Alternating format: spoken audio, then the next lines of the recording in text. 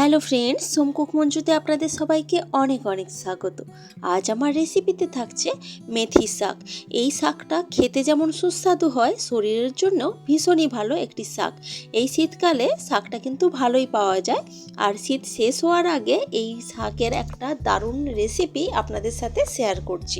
এখানে আমি একটা কড়াইতে কিছুটা সরষের তেল নিয়েছি। সরষের তেলটা একটু ভালো মতো করে গরম করে নিচ্ছি।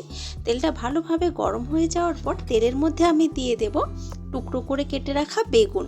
বেগুনগুলোকে এই তেলের মধ্যে আমি ভেজে নেব। বেগুনগুলো ভেজে নেওয়ার জন্য আমি এর মধ্যে দিয়ে দেব সামান্য পরিমাণে নুন আর সামান্য পরিমাণে হলুদের গুঁড়ো। নুন হলুদ দিয়ে বেগুনটাকে এখন ভেজে নেব। নুনটা দেওয়ার জন্য বেগুনটা খুব তাড়াতাড়ি নরম হয়ে যাবে আর খেতেও ভালো লাগবে। নুনটা বেগুনের মধ্যে ঢুকে গেলে সুস্বাদু লাগবে বেগুনটা খেতে। এখন বেগুনটাকে একটু ভেজে নিচ্ছি। একদম খুব বেশি নরম করে যে ভাজতে হবে তেমন কিন্তু না, হালকা লালচে কালার আসা পর্যন্ত বেগুনে ততক্ষণ আমি বেগুনটা ভেজে নেব।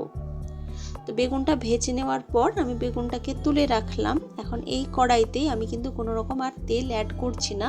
আমি দিয়ে দিচ্ছি মেথি শাক, যেটা আমি খুব ভালো করে ধুয়ে পরিষ্কার করে কুচিয়ে রেখেছি।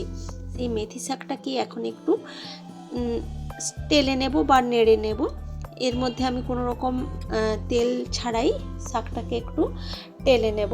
তো তার জন্য আমি দিয়ে দিলাম সামান্য পরিমাণে নুন, এতে করে শাকটা অনেক তাড়াতাড়ি মজে যাবে।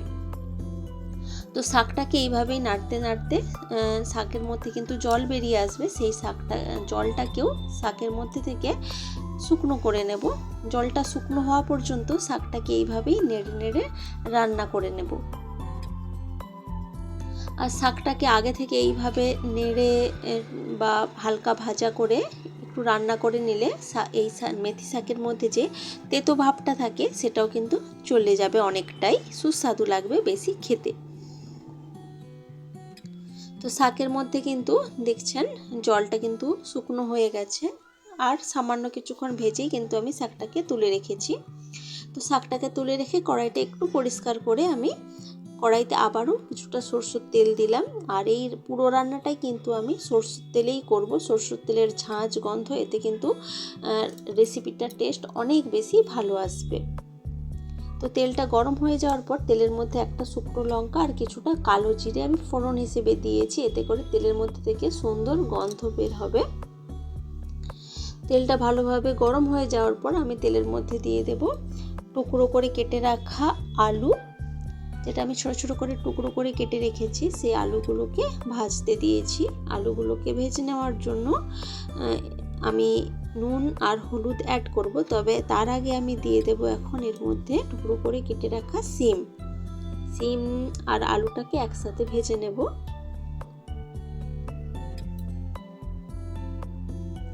সিম আর আলুটাকে একসাথে ভেজে নেওয়ার জন্য আমি সামান্য নুন আর সামান্য হলুদ দিয়ে দেব।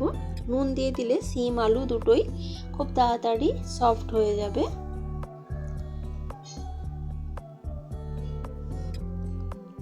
তো নুন আর হলুদ দিয়ে খুব ভালোভাবে এখন সিম আলুটাকে আমি ভেজে নেব। তার জন্য কিছুক্ষণ আমি ঢাকা দিয়ে রেখে দেব নুন আর হলুদটা দেওয়ার পর। এতে করে ভাজাটাও তাড়াতাড়ি হয়ে যাবে আর অনেক সফট হয়ে যাবে আলু আর সিমটা। প্রায় 2 থেকে 3 মিনিট মতো আমি গ্যাসের আঁচ একদম লোতে করে এইভাবেই ঢাকা দিয়ে রেখেছিলাম। তারপর ঢাকা খুলে আবারও ভেজে নিচ্ছি সিম আর আলুটা।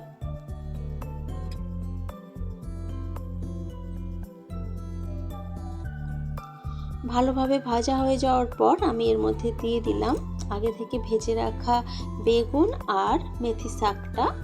এখন সব কিছু একসাথে খুব ভালোভাবে মিশিয়ে নেব আর এইভাবেই মেশাবো আর রান্না করব। এইভাবেই রান্না হতে দেব আরও 2 থেকে 3 মিনিট পর্যন্ত।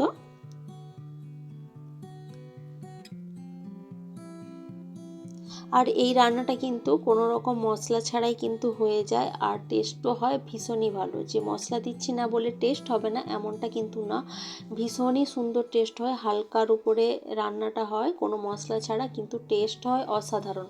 এই রান্নাটা আপনারা ভাত রুটি পরোটার সাথেও খুব ভালোভাবেই কিন্তু খেতে পারবেন। গরম ভাতে এই স্বাদ তো হয় অসাধারণ। আর এখন দেখুন আমি দিয়ে দিলাম কিছুটা পোস্ত। বেশ কিছুক্ষণ রান্না করার পর পোস্তটা দিয়েছি। পোস্তর জায়গায় আপনারা চাইলে কিন্তু সাদা তিলও ব্যবহার করতে পারবেন। আর যদি আপনারা তিল বা পোস্ত কোনোটাই যদি না দিতে চান তাতেও কিন্তু ভীষণই ভালো হবে।